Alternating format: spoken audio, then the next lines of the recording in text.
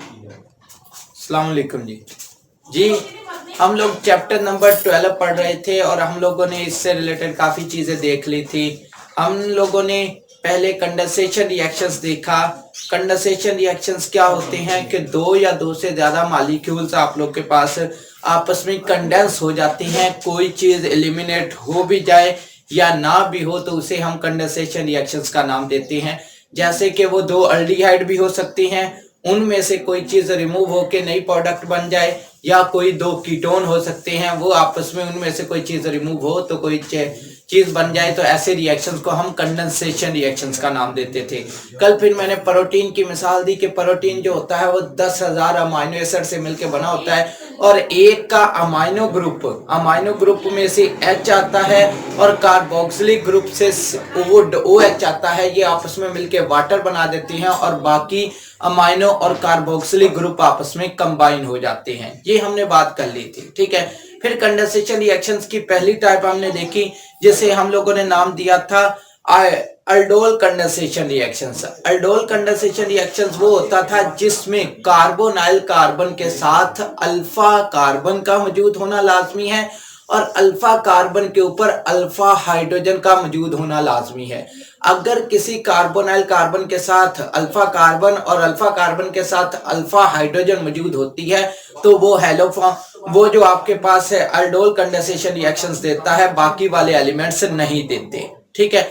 इसी तरह आप लोगों ने फिर दूसरा रिएक्शंस देखा कैनिज़ारोस रिएक्शन। उसमें हमने बात की कि अगर किसी कार्बोनाइल कार्बन कहते हैं C डबल बॉन्ड O को, अगर C डबल बॉन्ड O जो मॉलिक्यूल है वो आप लोगों के पास उसके साथ वाले कार्बन के ऊपर हाइड्रोजन मौजूद ना हो, अल्फा हाइड्रोजन मौजूद ना हो, तो वो कैनिज़ारोस रिएक्शन देता है। और कल हमने उसके कैनिज़ारोस रिएक्शंस का पूरा एक मैकेनिज्म देखा कि कैनिज़ारोस रिएक्शन कैसे फर्दर प्रोसीड करता है, ठीक है। अब कैनिज़ारोस रिएक्शन से आगे हमारे जो रिएक्शन है उसका नाम है हेलोफॉर्म रिएक्शंस। जैसे कि अल्डोल कंडेंसेशन रिएक्शंस हमने देख लिया जिसमें अल्फा हाइड्रोजन मौजूद होती है।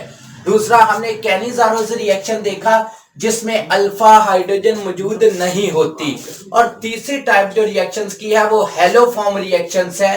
हेलोफॉर्म रिएक्शंस किसको कहते हैं? देखें, हम लोगों ने कल कैनिज़ारोस रिएक्शंस के अंदर देखा कि हमारे पास कोई अल्डिहाइड और कीटोन होता है, उसके अंदर हम सोडियम हाइड्रोक्साइड बेस को डाल देते हैं, 50% सोल्यूशन उसका ऐड करते हैं। चलो हम सोडियम हाइड्रोक्साइड को एज अ बेस के तौर पे उसके अंदर डाल देते हैं।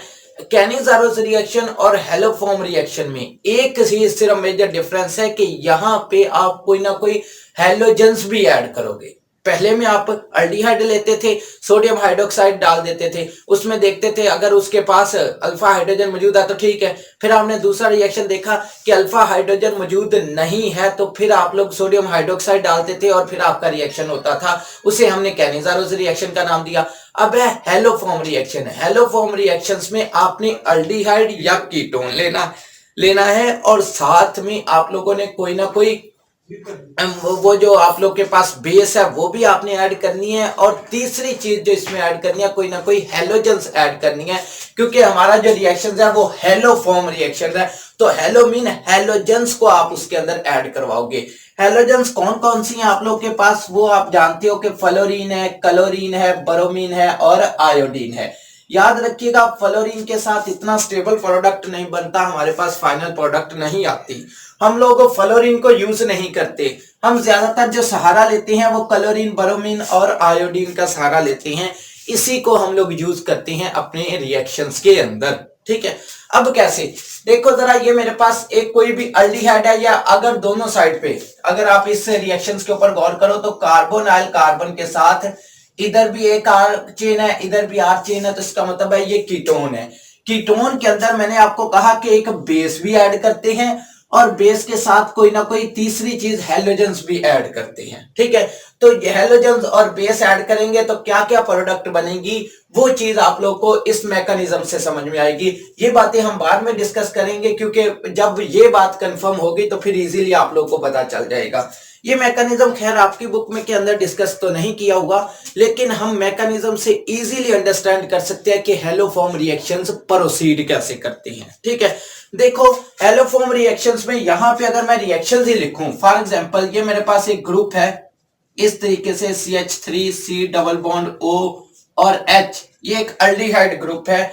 इसके अंदर मैं क्या करता हूं, मैं सबसे पहले एक तो सोडियम हाइड्रोक्साइड को ऐड करवा देता हूं और साथ में मुझे कोई ना कोई हैलोजेंस भी ऐड करवाना पड़ेगा।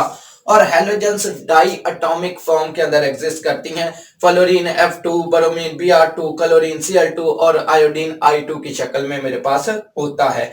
अब रिएक्शंस का एग्जैक्ट मैकेनिज्म क्या है, सबसे पहले स्टेप के अंदर ये जो आपके पास सोडियम हाइड्रोक्साइड है ये आयोनाइज हो जाता है, यानी कि सोडियम हाइड्रोक्साइड NaOH, ये आप लोग जानते हो कि ये Na positive plus OH negative बन जाता है। क्यों? क्योंकि ये एक बेस है और बेस जो होती है वो प्रोटॉन एक्सेप्ट करती है, तो प्रोटॉन एक्सेप्ट सोडियम नहीं कर सकता, उसके साथ मौजूद जो OH ग्रुप होता है वो प्रोटॉन एक्सेप्ट करता है।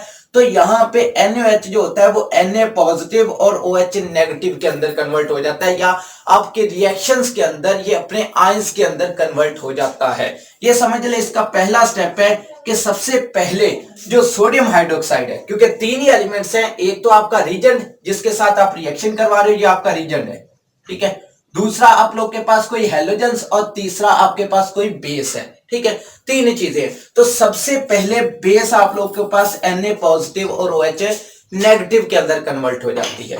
ठीक है, नेक्स्ट स्टेप के अंदर क्या होता है कि ये जो OH नेगेटिव होता है, ये जो OH नेगेटिव होता है ये क्या करता है, ये इसका सेकेंड स्टेप है। ये OH नेगेटिव क्या करता है, वो जो साथ में मौजूद हैलोजेंस है उसके साथ रिएक्ट करता है। मैंने आपको अभी बताया कि वो आपके पास क्लोरीन भी हो सकती है, वो ब्रोमीन भी हो सकती है, वो आयोडीन भी हो सकती है। फ्लोरीन को आप लोगों ने यूज नहीं करना क्योंकि वो इतनी स्टेबल प्रोडक्ट नहीं बनाती, हमारे पास फाइनल रिजल्ट हासिल नहीं होते। तो इस बुनियाद पे हम लोग किसको यूज करते हैं, हम लोग क्लोरीन, ब्रोमीन और आयोडीन। मैंने क्लोरीन के साथ लिखा है, आप ब्रोमीन के साथ भी लिख सकते हो, आप आयोडीन के साथ भी सकते हो, इसमें कोई कंफ्यूजन या कोई टेंशन वाली बात नहीं है। ठीक है, अब नेक्स्ट क्या होता है, ये जो OH नेगेटिव है ये इस क्लोरीन के साथ आपस में रिएक्ट करते हैं, मिलते हैं। कैसे मिलते हैं, ये कुछ इस तरीके से कि क्लोरीन के ऊपर Cl2 है तो CCl इस तरीके से बॉन्ड बना हुआ है, ऑक्सीजन आएगा, ऑक्सीजन के ऊपर -2 चार्ज होता है। ठीक है, -2 चार्ज होता है तो एक ऑक्सीजन एक क्लोरीन को अपने साथ मिला लेगा। मिलाएगा कैसे, ये पॉजिटिव, देखो ये क्या करेगा, जब एक क्लोरीन को अपने साथ मिलाएगा तो क्लोरीन दोनों के दोनों इलेक्ट्रॉन दूसरे को देके खुद ऑक्सीजन के साथ मिल जाएगा। इस तरीके से रिएक्शंस होगा कि ये जो O होगा यहां से एक क्लोरीन को Cl पॉजिटिव की शक्ल में स्नैच कर लेगा, Cl पॉजिटिव की शक्ल में। कैसे, क्योंकि ये क्लोरीन में बॉन्ड बना हुआ है, जब ऑक्सीजन आएगा तो यहां से एक क्लोरीन को ले गया, जब ले गया तो इसने अपना भी इलेक्ट्रॉन इसको दे दिया और एक इस क्लोरीन का था, तो इस क्लोरीन पे आ जाएगा नेगेटिव चार्ज और इस क्लोरीन पे आ जाएगा पॉजिटिव चार्ज। ठीक है, फिर ये इजीली ऑक्सीजन के साथ मिल सकती है। ठीक है, तो बन जाता है ClO। अब जरा गौर करें, ऑक्सीजन 2 बॉन्ड बनाता है, एक तो इसने 2 इलेक्ट्रॉन देके इस क्लोरीन को अपने साथ मिला लिया, एक बॉन्ड अभी भी इसका नेगेटिव की शक्ल में खा लिया, तो इसके ऊपर ओवरऑल नेगेटिव चार्ज आ जाता है। वो पॉजिटिव चार्ज कैसे खत्म हुआ कि एक ऑक्सीजन ने जब इसके साथ बॉन्ड बनाया, एक ऑक्सीजन ने, तो ऑक्सीजन ने अपने 2 इलेक्ट्रॉन दिए तो क्लोरीन का पॉजिटिव चार्ज खत्म हो गया और ऑक्सीजन के ऊपर एक नेगेटिव चार्ज बाकी रह गया। ठीक है, तो ये कन्वर्ट हो जाता है OCl नेगेटिव।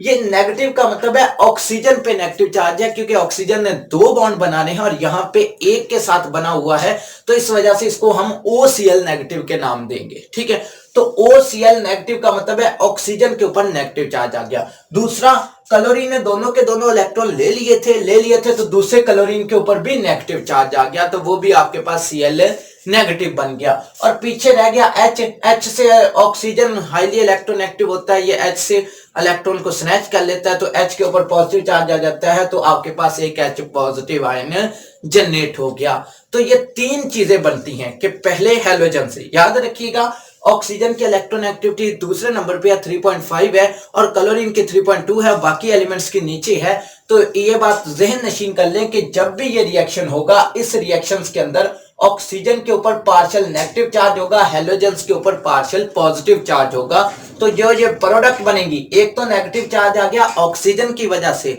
और दूसरा जो ये प्रोडक्ट बनी है उसमें क्लोरीन जो है ये as a partial positive charge यहाँ पे एक्ट कर रहा है, या पॉजिटिव चार्ज है क्योंकि ये दोनों के दोनों इलेक्ट्रॉन किसको दे आया है, सोडियम को सोडियम को नहीं, दोनों के दोनों इलेक्ट्रॉन साथ में मौजूद क्लोरीन को दे आया है।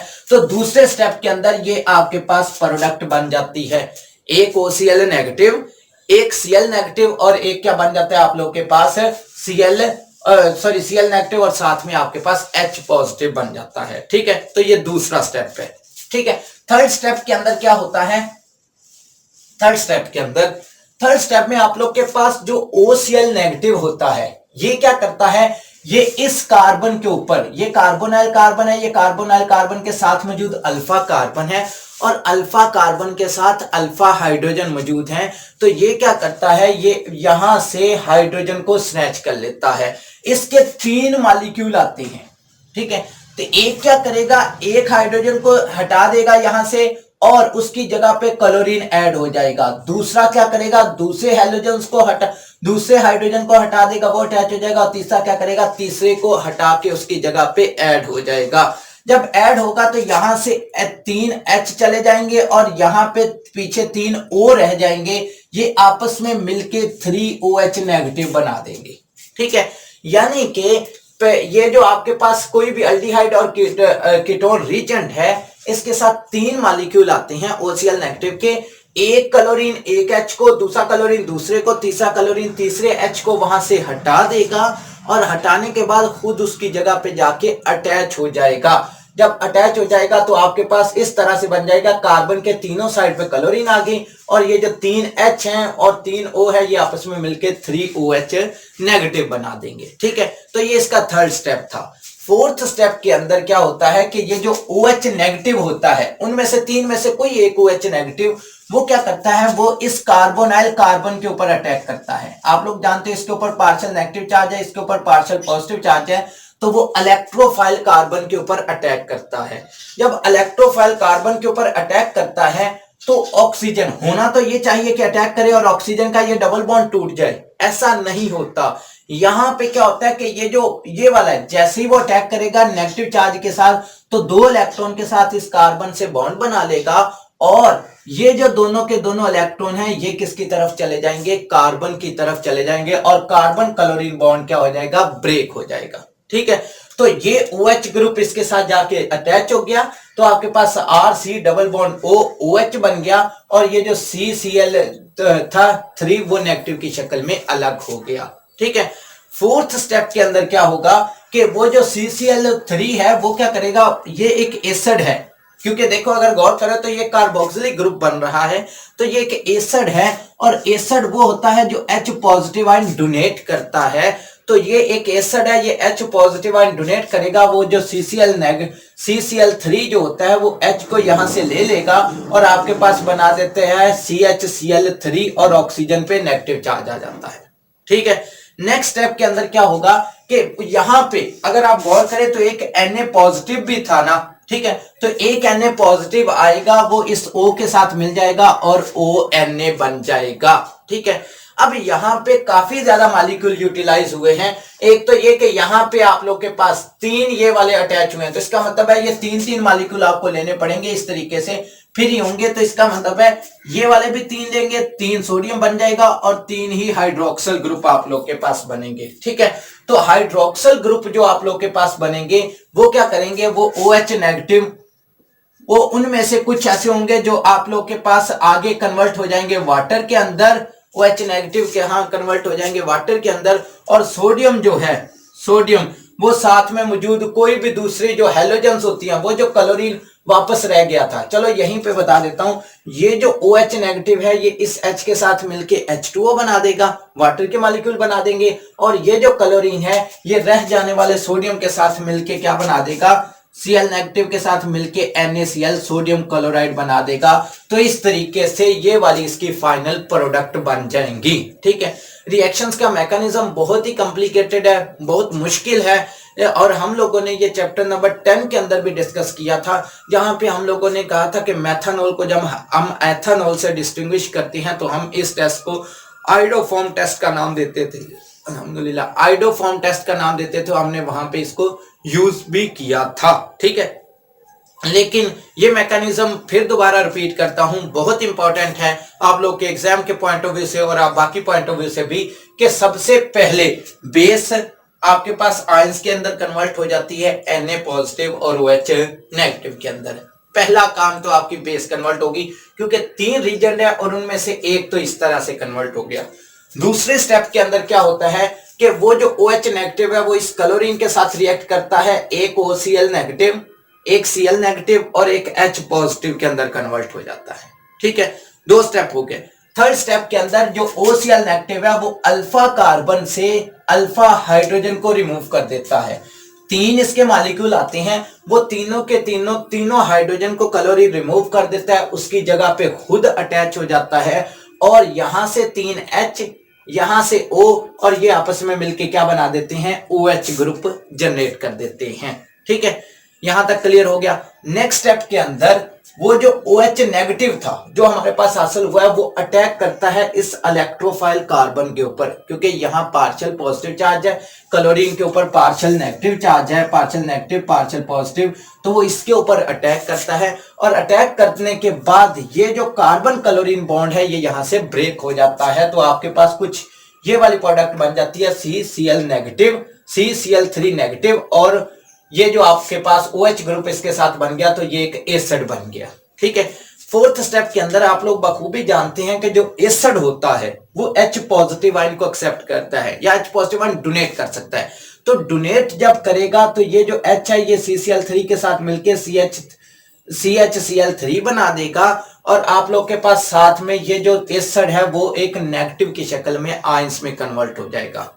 फोर्थ स्टेप के अंदर क्या होगा, ये हमारे पास ये फोर्थ स्टेप था, ये इसका फिफ्थ स्टेप के अंदर क्या होगा, ये भी है ये वाला, चले 6 स्टेप लगा लें। इसके अंदर क्या होगा कि वो जो Na पॉजिटिव यहाँ पे हमारे पास रीजनरेट हुआ था वो Na पॉजिटिव इसके साथ मिलके RC double bond O ONA group generate कर देगा। ठीक है, और इसी केस में आपके पास यहाँ पे ये तो सारी की सारी फाइनल प्रोडक्ट बन गई, चीजें आपके पास रीजनरेट होगी, पीछे OH भी तो रह गया है और यहाँ पे H भी है, क्योंकि मैकेनिज्म में ये भी तो रीजनरेट हुए हैं, तो ये आपस में मिलके H2O बना देंगे, और यहाँ पे क्लोरीन नेगेटिव की शक्ल में रह गया, यहाँ पे कुछ सोडियम पॉजिटिव की शक्ल में रह गया, और ये मिलके NaCl बना देंगे। ठीक है, तो आपके इस रिएक्शंस की, ये जो मैंने यहाँ पे रिएक्शन लिखा है, इस रिएक्शंस की जो फाइनल प्रोडक्ट बनेगी वो आपके पास एक तो बन गया CHCl3, फिर आप लोग के पास दूसरी जो प्रोडक्ट बनी इस केस में वो आपके पास बन गया RCOONA, ये देखो RCOONA, एक तो आपके पास ये CH3 बन गई, दूसरा RC डबल बॉन्ड OONA बन गया, तीसरी चीज आपके पास NaCl बन गया, चौथी चीज आपके पास वाटर बन गया, एक NaCl बन गया, और एक आप लोग के पास क्या बन गया, वाटर बन गया। तो हमारी बुक के अंदर डायरेक्ट ये रिएक्शन ही लिखा हुआ है। ठीक है, लेकिन इसके पीछे का जो पूरे का पूरा मैकेनिज्म है वो ये वाला है कि इस तरीके से आपके पास ये वाली प्रोडक्ट हासिल होती है। ठीक है, ये जो आप लोग के पास CHCl3 है ना, ये होता है येलो कलर का। ठीक है, ये येलो प्रेसिपिटेट्स होती है, येलो, और येलो पीपीटी जो प्रेसिपिटेट्स होती हैं ये हमें इस बात का बता रहे हैं कि इसके अंदर कौन सा ग्रुप मौजूद है। ठीक है, यहां पे एक और बात बताता चलूं, अगर फॉर एग्जांपल हमारे पास कोई ऐसा मॉलिक्यूल होता इस तरीके से, जैसे कि मैं यहां पे लिखता हूं CH3 CH2 C double bond O और H। ठीक है, ये आपके पास प्रोपेनल्डिहाइड है, एक अल्डिहाइड ग्रुप है। अब कार्बोनाइल कार्बन के साथ ये अल्फा कार्बन है, अल्फा कार्बन के साथ हाइड्रोजन कितने हैं, 2 हैं, लेकिन हमें यहां पे हाइड्रोजन कितने चाहिए, 3 चाहिए, यहां कितने हैं? 2 हैं। तो इसका मतलब है प्रोपेनल्डिहाइड ये रिएक्शन नहीं कर सकता, प्रोपेनल्डिहाइड ये रिएक्शन नहीं कर सकता। अब हम थोड़ा सा पीछे आते हैं, प्रोपेनल्डिहाइड से पहले एस्टरनल्डिहाइड CH3 डबल बॉन्ड OH, एस्टरनल्डिहाइड।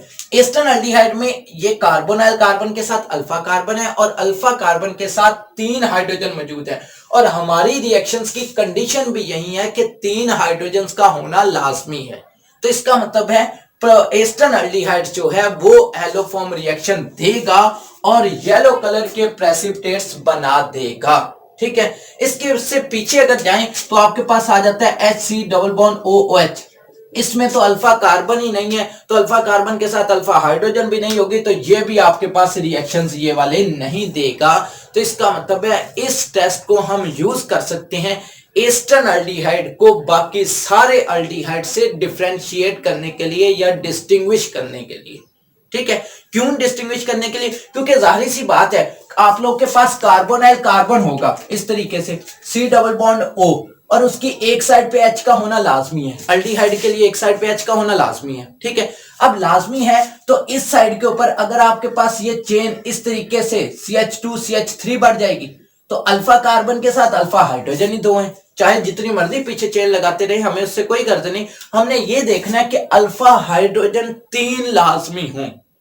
अगर 3 होंगे तो येलो कलर के प्रेसिपिटेट बन जाएंगे, आइडोफॉर्म टेस्ट दे देंगे, और अगर ये 3 नहीं होंगे तो येलो कलर के प्रेसिपिटेट्स नहीं बनेंगे, आइडोफॉर्म टेस्ट नहीं देंगे। तो ये भी एक ज़हन नशीन कर लें कि आइडोफॉर्म टेस्ट एस्टरनल्डिहाइड्स को बाकी अल्डिहाइड से डिस्टिंग्विश करने के लिए इस्तेमाल किया जाता है। तो मैंने यहां पे वर्ड लिखा हुआ है only acetaldehydes and small methyl ketone give this reactions, कि ओनली एस्टरनल्डिहाइड, सिर्फ एस्टरनल्डिहाइड से ये रिएक्शन देता है, बाकी वाले एलिमेंट्स ये रिएक्शन नहीं देते, पहली बात। अब स्मॉल मिथाइल कीटोन का क्या बात है? मिथाइल कीटोन की अगर आप देखें तो C डबल बॉन्ड O, इधर भी अगर CH3 है, ठीक है, इधर चलो R चेन है, तो ये रिएक्शन दे देगा, ठीक है। इसके अलावा आगे R चेन को बढ़ाते जाएंगे तो कोई गर्ज नहीं, हमारे पास यहां पे 3 अल्फा कार्बन के साथ 3 हाइड्रोजन मौजूद हैं, तो ये रिएक्शन देता जाएगा। लेकिन हाँ, अलबत्ता अगर ये चेन इधर भी बढ़नी शुरू हो गई और इधर भी बढ़ना शुरू हो गई, इस तरीके से हो गया कि आपके पास कुछ ये प्रोडक्ट आपके पास एलिमेंट्स आ गया, तो इस एलिमेंट्स का रिएक्शन प्रोसीड नहीं होगा। क्यों नहीं होगा? क्योंकि ये जो CH2 है अल्फा कार्बन जो दोनों साइड पे मौजूद है, क्योंकि कार्बोनाइल कार्बन के जिस साइड पे मर्जी देख लो, पहली कार्बन जो होगी ना, जो डायरेक्टली अटैच होगी वो अल्फा कार्बन है, तो अल्फा कार्बन के साथ 3 हाइड्रोजन मौजूद नहीं है। तो इस टेस्ट की सबसे पहली वजह या पहली रीजन यह है कि आपके पास 3 अल्फा हाइड्रोजन का मौजूद होना लाजमी है। अगर 3 नहीं है तो इसका मतलब है वो रिएक्शन नहीं देगा। तो यहां पे भी अगर आप गौर करें तो 3 इस वजह से, क्योंकि 3 क्लोरीन ने 3 H को हटा के उसकी जगह पे जोड़ना होता है, तो 3 अल्फा हाइड्रोजन का मौजूद होना लाजमी है। तो दूसरा पॉइंट ये है कि ये एस्टरनल्डिहाइड को डिस्टिंग्विश करने के लिए बाकी, और दूसरा small methyl ketone give this reactions के छोटे मिथाइल कीटोन ये बना देंगे। अगर मिथाइल कीटोन बढ़ जाएंगे तब भी आपके पास येलो कलर के प्रेसिपिटेट्स नहीं बनेंगे और ये रिएक्शंस फर्दर प्रोसीड नहीं करेगा, ठीक है। और एक बात और, तीसरा जो आप लोगों ने ये पिछले चैप्टर नंबर 10 के अंदर पढ़ा था, ये चैप्टर नंबर 10 के अंदर पढ़ा था आप लोगों ने कि एथानोल को मेथानोल से डिस्टिंग्विश करने के लिए इस्तेमाल किया जाता है। अब एथानोल जो होता है उसकी फर्दर, फॉर एग्जांपल एथानोल कहती हैं आप लोग CH3 CH2OH, ये होता है मेरे पास एथानोल।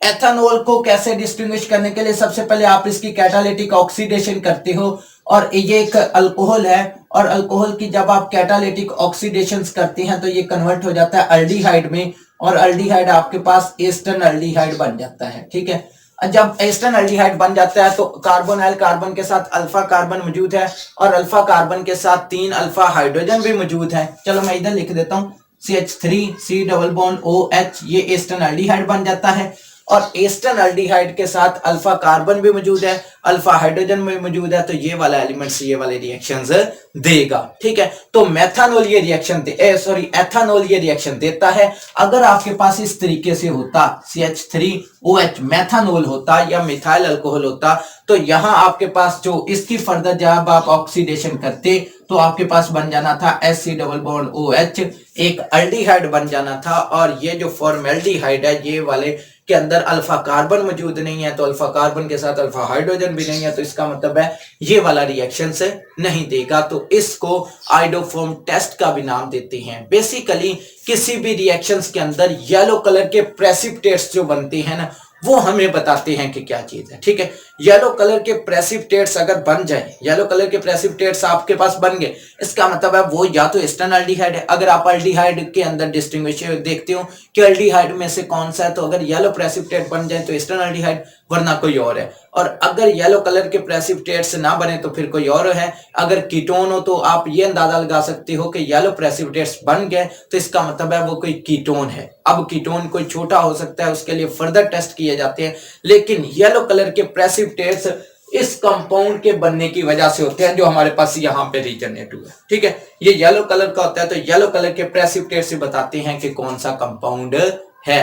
तो हम एस्टर अल्डिहाइड को डिस्टिंग्विश करने के लिए, कीटोन को डिस्टिंग्विश करने के लिए, और इसके साथ साथ मेथनॉल को एथेनॉल से डिस्टिंग्विश करने के लिए भी इस टेस्ट को इस्तेमाल करते हैं। तो ये बहुत ही इंपॉर्टेंट टेस्ट है। ठीक है, इसका मैकेनिज्म आप लोग याद रख ले, लिख लें, इसको मेंशन कर ले, बहुत जरूरी है आप लोग के लिए, क्योंकि मैकेनिज्म हर चीज का एक्सप्लेन करना उसके बस की, मतलब बुक को थोड़ा सा शॉर्ट किया गया है, तो इस वजह से इसका मैकेनिज्म उन्होंने बीच में से निकाला है।